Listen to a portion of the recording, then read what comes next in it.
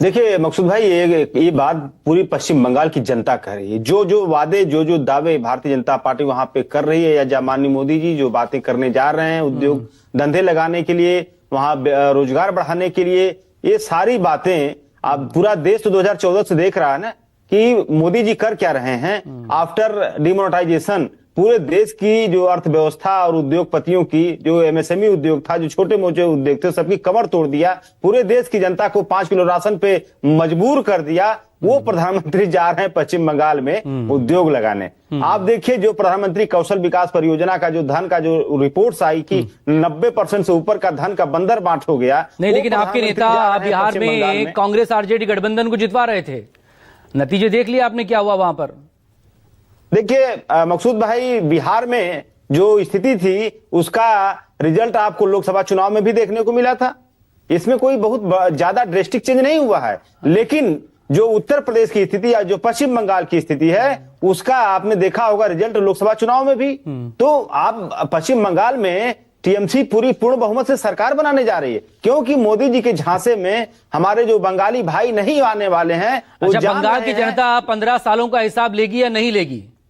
आपको लग रहा है कोई एंटी इनकम्बेंसी वहां पर नहीं है और सरकार के सामने जो भी सत्ता में होता है उसके सामने कोई सवाल होता नहीं है दरअसल?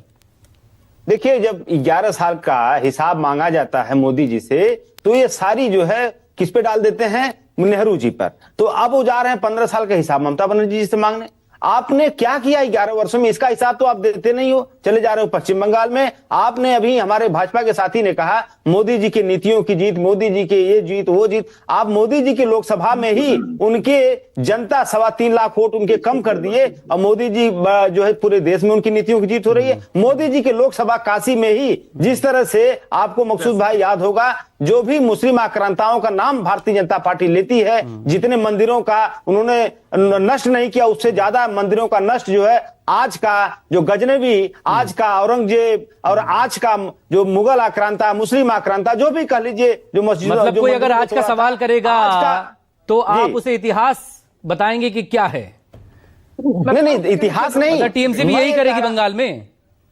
मैं ये कह रहा हूं मकसूद भाई कि जो माननीय मोदी जी या भारतीय जनता पार्टी धर्म की बात करती थी, सनातन की बात करती थी, मंदिर की बात करती थी, वो भारतीय जनता पार्टी आज की गजनवी बनी हुई है, आज की औरंगजेब बनी हुई है, मंदिरों को तोड़ रही है। वहीं दूसरी तरफ उत्तर प्रदेश हमारी राष्ट्रीय ध्वज जी जो केदारेश्वर महादेव का मंदिर बनवा रहे हैं। तो ये तो सनातन का भी और हिंदुत्व का भी और सिंह साहब रिस्पॉन्स करेंगे इस पर? नाबूद कर रहे हैं और उद्योग धंधों बताइए एस एन सिंह साहब, बचा के आज आप अकेले हैं। अच्छी बात है क्या?